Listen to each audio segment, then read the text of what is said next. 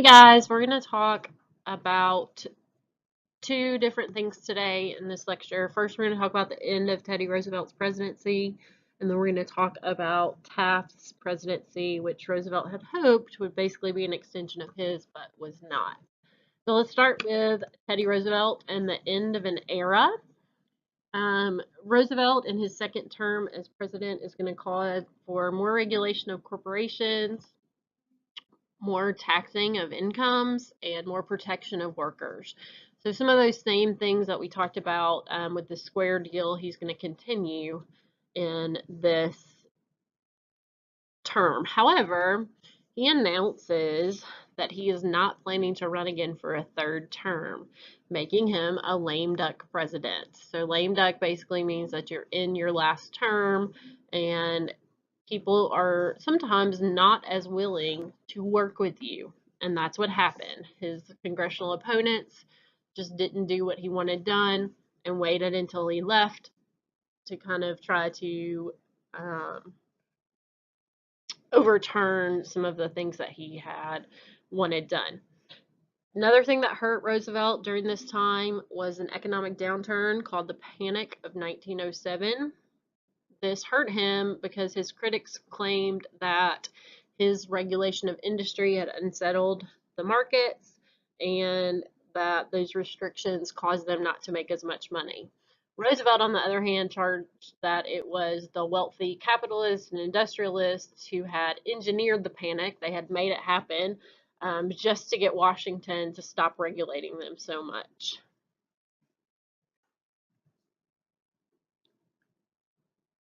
In terms of successor, Roosevelt selects at the end of 1907 or to run in 1908 William Howard Taft. He was Secretary of War.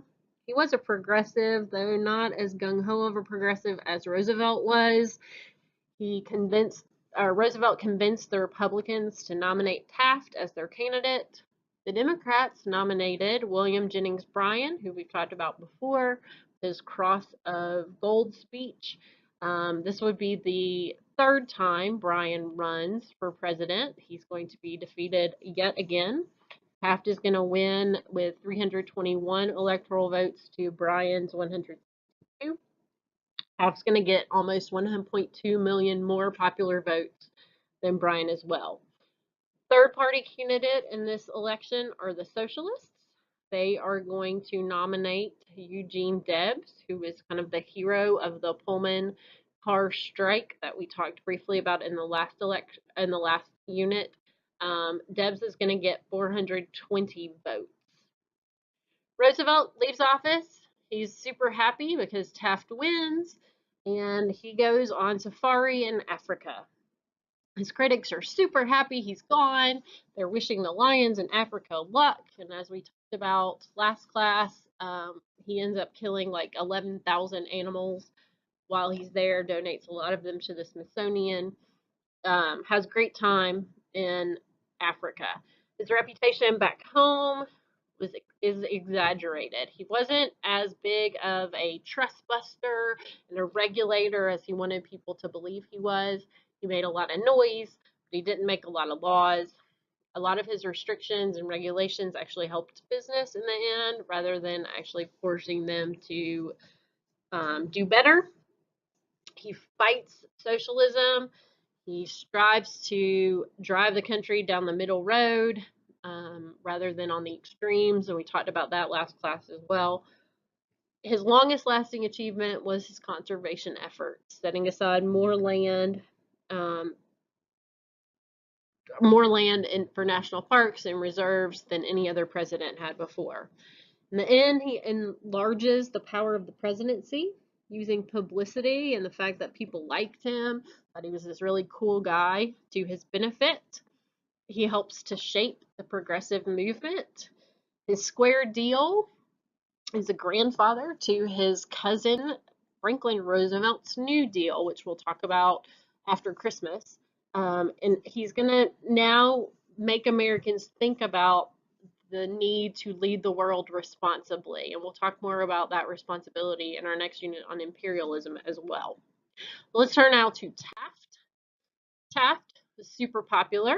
People really liked him. He was known as the jolly old fat man. He may or may not have gotten stuck in a bathtub. Some people say that he did. Some people aren't so sure. So while he may not have gotten stuck in a bathtub, he may or may not have invented the seventh inning stretch in baseball games. Some legends claim that he was at a Washington baseball game and got up to stretch in the seventh inning because the seat was so cramped. Everybody else thought he was leaving. They got up too, as a sign of respect, and the seventh inning stretch was invented.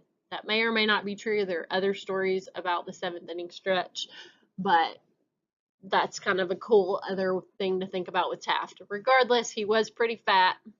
The bathtub that was installed in the White House was installed specially for him. He had to have, when he went on trips, he had to have special beds made. He had to have special chairs to sit in because he weighed like 350 pounds. In terms of his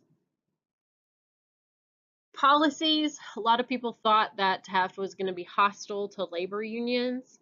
And where Roosevelt had used his personality to try to bring conflicting parts of the Republican Party together, Taft doesn't have a lot of political skill.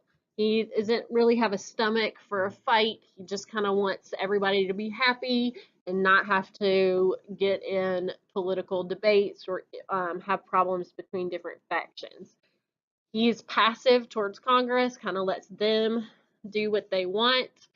He is a poor judge of public opinion. He's not really listening to what the American public wants. And he often comes down on the wrong side of an argument, which doesn't win him any favors with the American citizens. He's a mild progressive at heart, but he really is happy with the status quo. He's not a change maker. And so his cabinet doesn't really have anybody in it who is willing to make change. They're simply people who all agree with him, who will just do whatever he says. He does use American investment to boost American political interests abroad, something that his critics call dollar diplomacy. So he is basically urging Wall Street, the people with all the money, to invest in areas where the U.S. had a vested interest, especially in the Far East and in Central and South America, which if you look at this map that just came up a second ago, you can see where some of those investments were going. By beating out investors from Europe, we could strengthen American foreign policy and American influence on the world. So rather than having Roosevelt's big stick, we have money. And that's how that's the type of diplomacy that Taft used to get things done in foreign policy. He is a trust buster, just like Roosevelt. He brings suit against 90 trusts during his 4 years. In Roosevelt's almost 8 years, he brought 44 suits against trusts. So Taft is doubling that in half the time. In 1911, the Supreme Court finally sides with Taft and forces Standard Oil to dissolve, saying that it is a monopoly and it's bad for the country. Also in that year, Taft went after U.S. Steel to try to bust it up. This infuriates Roosevelt. He had personally helped to organize a merger that made U.S. Steel really powerful, and he did not want to see it busted up. So if you think about the lecture from last class, we talked about how Roosevelt was kind of wishy-washy in which monopolies he was okay with and which he wanted to bust up. U.S. Steel was one that he was okay with. So what ends up happening is that Taft is taking over rather than being a good successor to Roosevelt. He's taking over as an antagonist to Roosevelt's policies. And this is going to make Teddy really mad. We're going to see in the election of 1912, Roosevelt coming back with a vengeance to try to defeat Taft. So that concludes this lecture. Comes in under 10 minutes. Don't forget that any notes that you've taken you can use on the quiz next class. So if you need to go back and rewatch it, you should do that. I will see you soon. Bye.